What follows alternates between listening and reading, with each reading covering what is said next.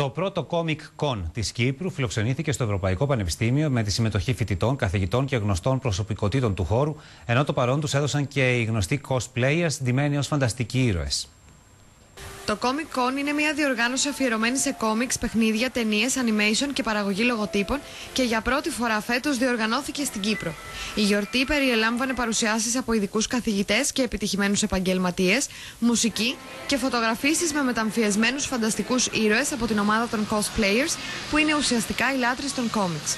Στο σκοπό της διοργάνωσης αναφέρθηκε ο Τάσος Αναστασιάδης, εκ των ιδρυτικών μελών. Ο σκοπός που γίνεται αυτό το event είναι για να φέρουμε και στην Κύπρο αυτήν την κουλτούρα των κόμιξ, αυτήν την κουλτούρα της τέχνης, η οποία χαίρει μεγάλης αναγνώρισης στο εξωτερικό. Σημαντική στιγμή για τους παρευρισκόμενους στο σεμινάριο του Neil Gibson, δημιουργού της Tip Pub Publications αλλά και της γραφικής νουβέλας Twisted Dark. Το παρόν τους έδωσαν και 30 Κύπροι καλλιτέχνες του είδους. Comic books were burned across America in the 50s. They burned them.